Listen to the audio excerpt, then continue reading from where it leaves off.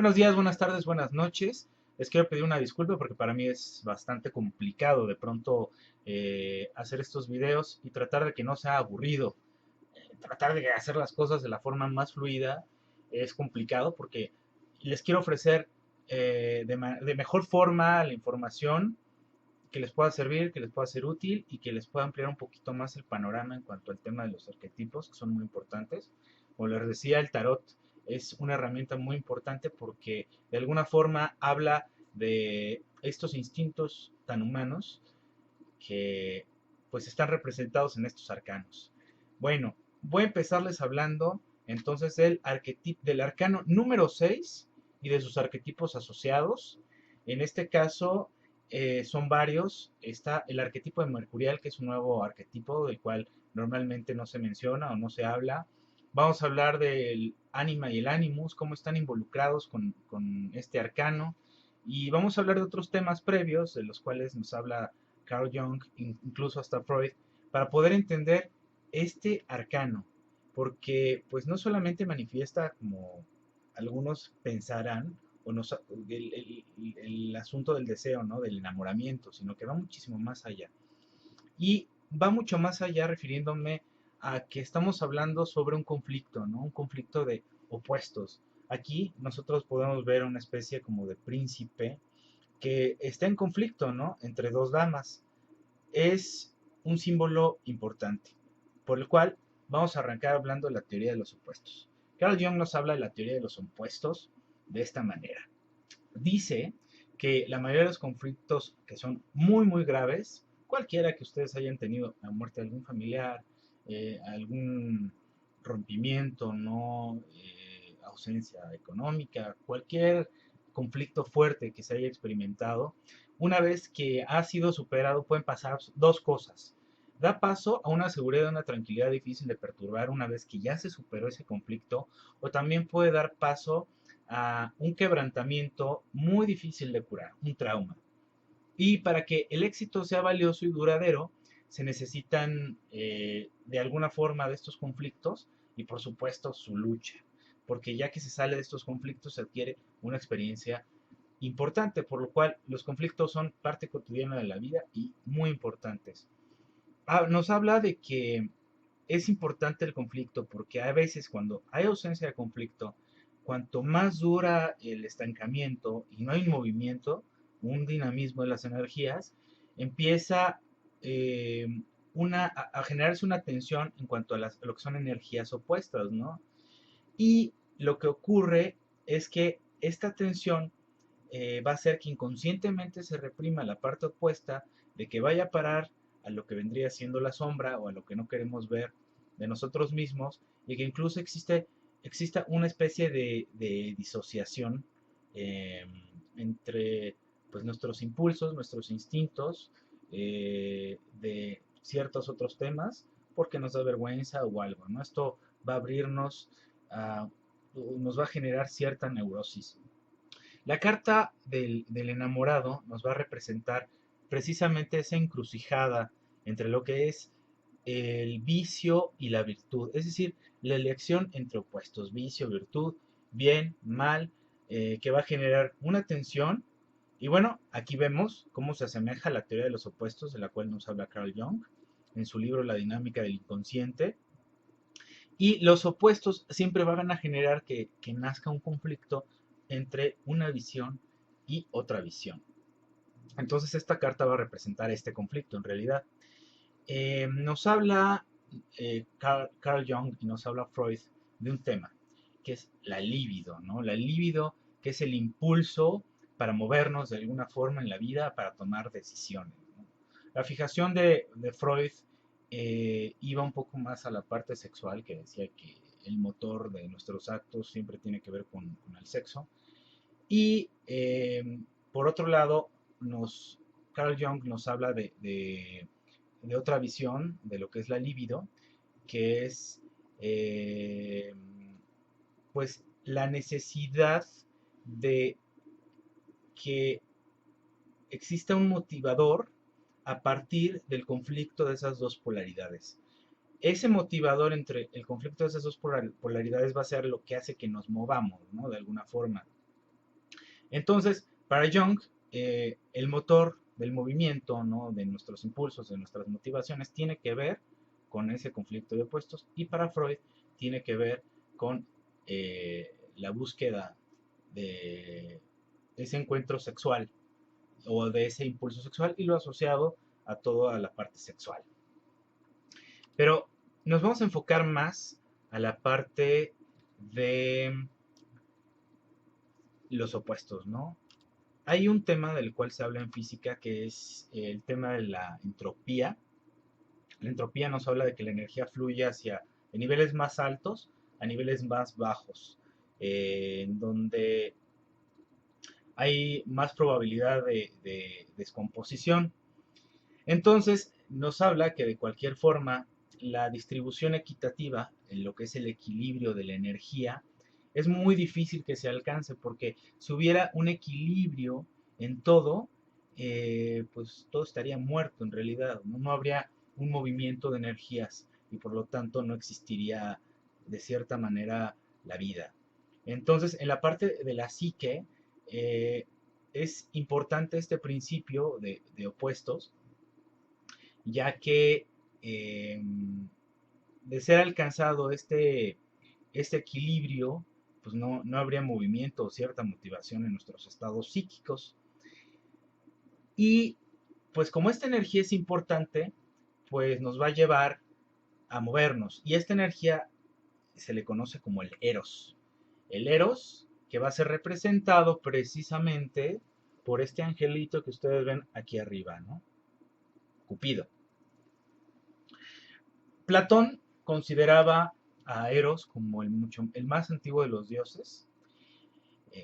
Él habla de que en un principio existió el caos, del que surgió precisamente la Tierra, Gea, y de esta, con la magia creadora del amor del Eros, brotó Urano, y con él se inicia lo que es la saga de los dioses mitológicos. Entonces aquí de alguna forma a través de la parte mítica estamos hablando de la importancia de la energía que se produce a través del conflicto de los opuestos.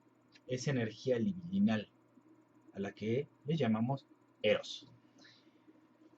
El personaje más ambivalente en la mitología era precisamente Eros, porque simbolizaba el poder de atracción fatal entre los opuestos. Hesíodo dice que Eros atrajo entre sí las fuerzas primarias, que fueron las que crearon el universo, trajeron armonía, caos e hicieron posible lo que es la vida. Este espíritu es la encarnación del Eros. Ahora vamos a hablar con lo que respecta al conflicto del ánima y el animus, tanto para mujeres como para hombres. Como vemos aquí en el tarot, vemos representado a un joven en conflicto. El conflicto tiene más que ver con su ánima, pero nosotros vamos a ver a dos mujeres. A la mujer de este ladito la vemos con una como corona, con una vestimenta más seria. Y del otro lado, a la izquierda, vemos una mujer que se ve mucho más joven, menos seria, y que su mano señala hacia el corazón del chavo. Si ven, el hombre está mirando hacia la mujer seria, o sea, su mente, su cabeza está hacia la mujer, y su corazón, o sea, su cuerpo enteramente se dirige hacia la dama rubia. Estamos hablando de un conflicto precisamente de opuestos, ¿no? Esta mujer, la mujer seria, podría representar o una amante o otro tipo de amante, o podría incluso representar mmm, la madre de este hombre que de alguna forma va a influir en la decisión de sus elecciones, o incluso, ¿por qué no? Podría ser que muchas veces escogemos a las parejas más que nada por lo que aparenta o por lo que nos dicen nuestros padres que por lo que nosotros realmente queremos. Entonces aquí vemos al hombre que está en conflicto, ¿no? Entre lo que le dicen y lo que realmente quiere, ¿no? Que es esta mujer rubia, que va a representar de alguna forma, eh, pues, un opuesto.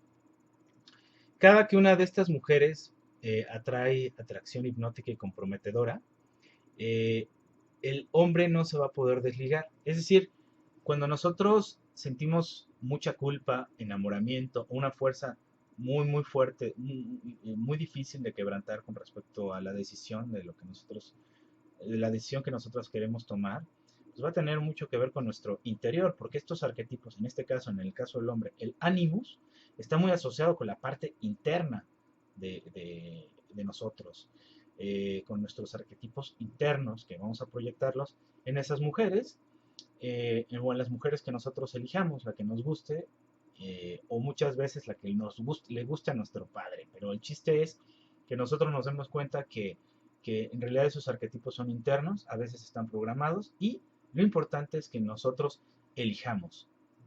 Para liberarse del hechizo y dar un paso importante al proceso de individuación, es importante darse cuenta que esos aspectos femeninos están en nosotros. Y así la parte externa femenina no nos va a manipular y vamos a tener perfecto control de nuestras emociones. Aquí vemos que este personaje va a aparecer como el prototipo del héroe. El prototipo del héroe que va a dar muerte al dragón para rescatar a la princesa. Vemos que el dragón está representado por la mujer, que de alguna forma es una mujer dominante, está está poniendo la mano sobre el hombro del joven, y el joven tiene que desligarse de esa mujer dominante que su arquetipo es el dragón o la serpiente, para poder estar con su princesa, ¿no? Con lo que verdaderamente ama, con lo que verdaderamente quiere. Y esto lo vamos a ver reflejado en los cuentos de hadas, donde el héroe tiene que rescatar a la princesa. El símbolo de San Jorge, donde vemos que tiene que matar al dragón, lo vemos representado en el águila bicéfala del escudo de armas rusa. Entonces, pues es un tema que se está repitiendo constantemente, ¿no? El conflicto, ¿no? Dar muerte al dragón para resucitar a la princesa. El héroe tiene que, de alguna forma, apartarse de su fascinación natural hacia la parte materna para poder realizarse en la vida y poder conseguir a su verdadera princesa.